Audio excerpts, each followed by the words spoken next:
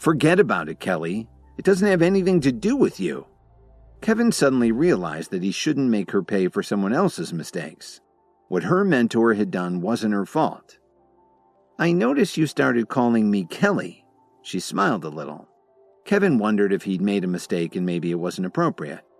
That's okay, Kevin. I kind of like it. She paused and looked around the chaotic scene in the room. Can you tell me anything about the explosion? Kevin sighed. The case is still under investigation. I'm not allowed to talk about it yet, but what I can tell you is that we've apprehended the perpetrator. She took on her official police tone of voice as she spoke. Can't be easy, can it? Kevin looked her in the eyes as the scope of the crime sank in. I'd rather not talk about it. For now, our focus is on the victims and their families. This'll keep us busy for weeks. Kelly turned around and left to return to her duties. Dorothy, who was still in shock, gave her daughter a worried look and complained. Lily, we're finished. Our whole family is finished. Her voice was hoarse and she was struggling to speak. What's the matter, Mom? You're scaring me. Lily wanted to comfort her mother, but she was too upset to do much good. I listened to some advice that was too good to be true and used the condo as collateral. Then I invested all the money in the Pittsburgh International Trading Company. The project failed and now I can't get the money back. Dorothy wiped the tears as she told her daughter about the problem. What are we going to do, Lily? Dorothy was crying uncontrollably. What kind of company is it? How dare they cheat an investor so blatantly?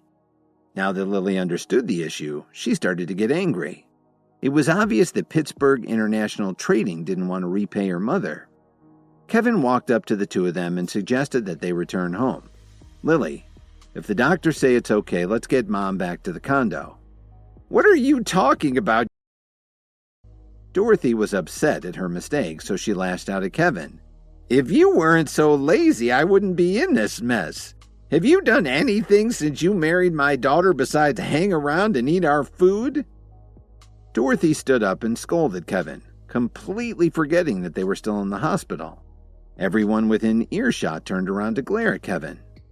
Mom, can you stop scolding him? This has nothing to do with Kevin. Besides, all that stuff is in the past. Yelling at him now won't change anything. It made Lily sad to see people looking at her husband like that. She just wanted to grab her mother and leave the hospital. Why can't I scold him? I was a fool to ever let you marry him. Dorothy continued her harangue and her voice was starting to carry across the emergency room. I want you to just divorce this once and for all. I'll find you a nice husband, maybe a movie star. Even though the condo is mortgaged to the hilt, we'd be better off without him. Mom, what are you talking about? I'll never divorce Kevin. Lily's temper was starting to flare at the public scene her mother was making. She turned her head and looked at Kevin regretfully.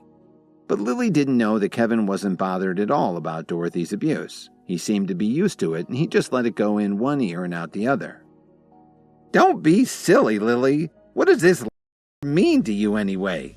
Dorothy was very excited and added, in any case, if you don't divorce him, then you're going to lose me.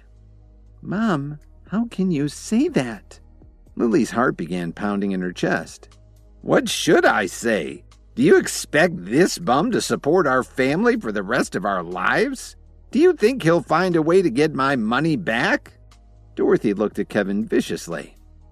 Jasmine Coleman, who had just arrived in the hospital, interrupted them and put her 2 cents in. Dorothy, don't expect Pittsburgh International to pay back the money they owe you. I just found out that their owner Conrad Ferguson is partnered with Drake Cook. I've got a feeling the explosion has something to do with him. Jasmine had been cheated out at least 5 times the amount that Dorothy had lost. Drake Cook? Dorothy looked absolutely devastated to hear that. She took a step back and almost fell on the floor. Anybody but Drake. Nobody in Chicago dared to cross that man. He had a vile reputation, to say the least. Now Kevin understood why Kelly didn't want to talk about the explosion. Drake was close to Mitchell Cook, so that made him really hard to handle. If he got pushed too far, he might cause a lot of trouble in the city. Well, let's just admit it. There's no need to get into a fight with Drake over a little bit of money, Jasmine sighed helplessly. Although her husband was a successful businessman, he wouldn't be much help right now because he was thousands of miles away working on a deal. No, I think I have a way. Dorothy suddenly seemed more confident. What can you do? I know your son-in-law knows some people with connections, but can he pull some strings with Drake? As Jasmine said this, she glanced over at Kevin. The scene in Lily's hospital room a few weeks before was etched in her mind. Why would you ever count on this? Dorothy sneered. I have an idea. Do you know Niles Walford from the Walford family? He likes my daughter a whole lot. If I tell him about this mess, he might find a way to get the money back for us. Dorothy went on to explain. The Walford family has a lot of businesses in Chicago. I'm sure they have some connections with Mitchell Cook. Drake might listen to him instead of Conrad Ferguson. There were a few wealthy women waiting nearby. One of them asked, Dorothy, the Walford family you're talking about, isn't that the one that's involved with Dominic Archer? Another one of the women couldn't help asking, one of the Walfords is after your daughter? Is that really true? Well, if you don't believe me, I'll call Niles right this second.